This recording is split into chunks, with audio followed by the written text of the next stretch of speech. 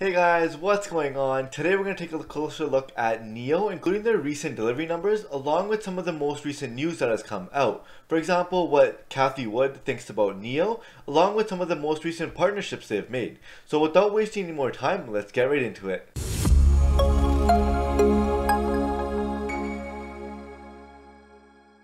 Hey guys, I'm Gagan Grewal and I'm not a financial advisor. Everything I say and do in these videos is for entertainment purposes only. Maybe you'll learn a thing or two, but it's definitely not investment advice. So first off, if you guys didn't know, NIO is one of the main electric charging companies in China, and Cathie Wood, who is the CEO and founder of ARK Invest, she was also named the best stock picker of 2020 by Bloomberg. She thinks that Chinese EV companies could be the next big winners. She says that we think that China might hold a secret as to the next big winners. We do not own NIO Limited. It's a battery swapping company instead of charging. They swap batteries and that is going to win the day. So just looking more into this battery swapping and the reasons behind this, well, in China, almost all of the urban population, close to 90% of them live in apartments, condos, flats. So there isn't really room for you to be charging your vehicle in your garage because they don't have that. So battery swapping is the next best alternative.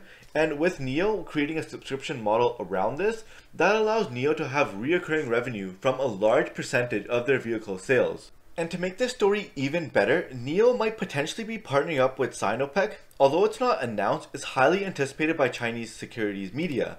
And Sinopec, they're an oil, gas, and chemical giant and one of the world's biggest corporations. And they own more than 30,000 gas stations.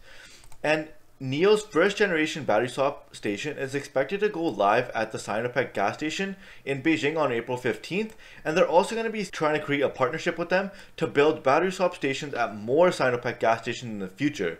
So if they have access to 30,000 gas stations and being able to build these there, that kind of takes care of all the problems that many people have with these electric vehicles, with especially with like the range anxiety.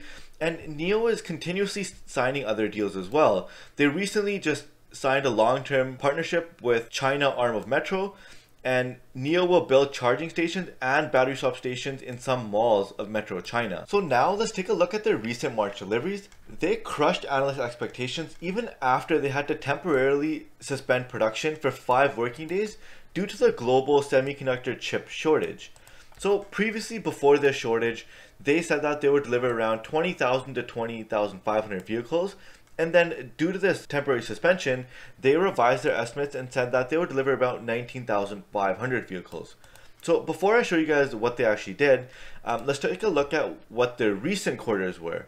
And Q1 is always the worst. So in Q1 of 2020, they had 3,800 and then 10,000, 12,000, 17,000. So they're consistently going up. And in Q1 of 2021, which was just released, they did 20,000 vehicles. So they actually met their guidance before they said that they would be shutting down, which is incredible. And that's an increase of 423%. And if Q1 is usually the worst and they did 20,000 in Q1, I'm sure that they can at least do 40 to 50,000 in Q4. And that's very strong growth. And now let's take a look at their stock chart and see if it's a good time to buy NIO at the current levels. So it's down over 35% from its high of about 67 about 2 months ago. And of course, it's due to the overall market correction, and it makes sense that it's lower, but I personally think that the stock should be a lot higher. And I know the market doesn't always move the way you expect it, but even after signing multiple deals and beating analyst expectations, I don't think that anyone should be upset if they buy at these current levels, especially since it has some good support around this $35 range. You can see that every time it gets close to a $35 range, it kind of just shoots back up. So last time it shot up about 30% from there, and then just recently it went up another 12%. So it's pretty close to that right now, and I don't think it should drop too much lower than that.